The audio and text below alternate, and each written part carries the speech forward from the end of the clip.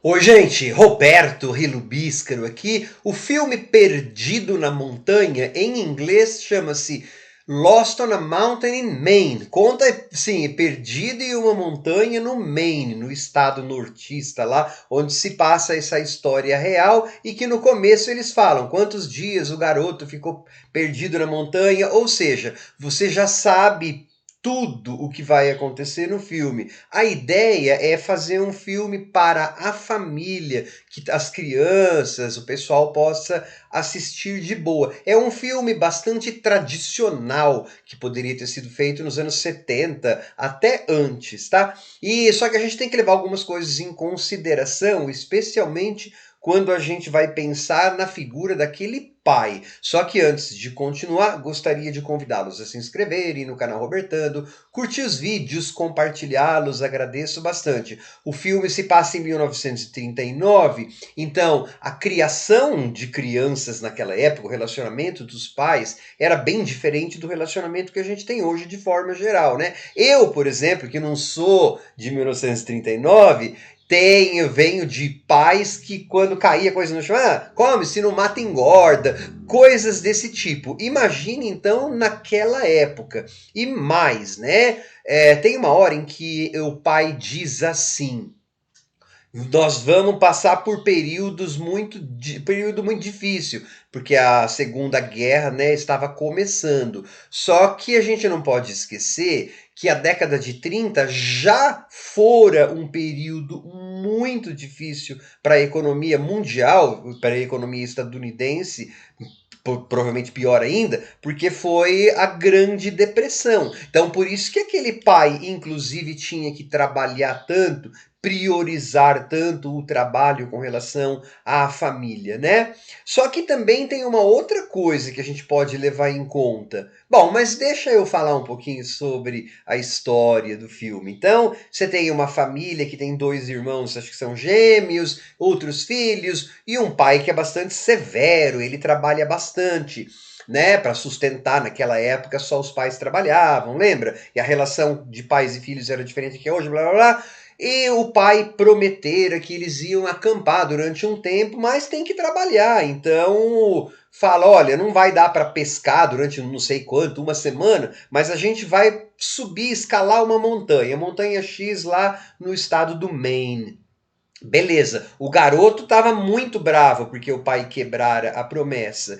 E então, quando ele está lá em cima da montanha, o menino expressa a raiva dele e essa independência que ele queria ter e tal, falando: não, porque o pai fala: não, vamos voltar, porque estava ameaçando chover, e o garoto fala: não, eu vou subir. E aí o pai fala: tá bom, sobe, depois a gente se encontra lá embaixo. Lembra? Pode ter sido um erro do pai, não estou passando mão na cabeça, mas a gente era mais livre. E imagine 1939, né? A outra coisa que eu ia comentar, na verdade, pessoal, tem a ver com isso. Será que. Porque depois, quando esse garoto fica preso lá, perdido na floresta, ele vai lembrar, e isso foi baseado nas memórias desse cara, né? Ele vai lembrar de três coisas que o pai dele ensinou para ele. Isso, X, Y, Z. É isso que guiou esse garoto durante o período que ele ficou preso na montanha. Então seria o fato da gente perguntar: essa dureza do pai pode ter ocasionado isso lá, de se perder e tal, mas por outro lado, será que também não foi essa própria criação mais dura do pai que deixou esse garoto mais apto a sobreviver? O filme, na verdade, não faz essa pergunta, mas a gente pode fazer e a gente pode discutir isso, tá? Ele é um filme bem, assim, como eu falei, tradicional. Você vai ver as pessoas se cotizando para procurar o garoto, e tem algumas coisas, por exemplo, tem antes de subir a montanha, tem aquela clássica cena em que eles estão ao lado da fogueira à noite e alguém conta uma história de assombração, né? Sexta-feira 13, parte 2. Eu sou fã de filme de terror, né? Mas, é claro,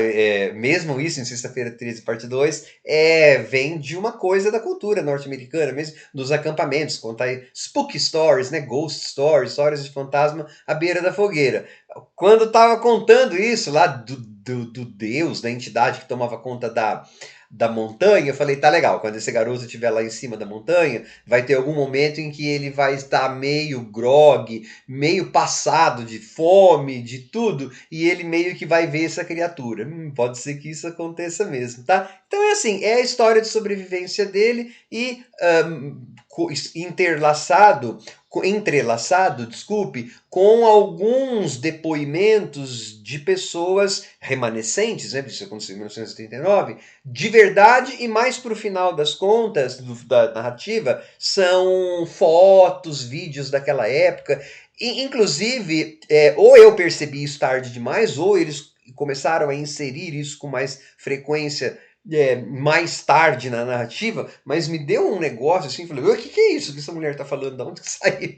Da onde que saiu isso, tá? Mas assim, ele é um filme, não é brilhante, mas ele é bem competente no sentido de uma história de sobrevivência, como se gosta de dizer hoje em dia, de resiliência, né?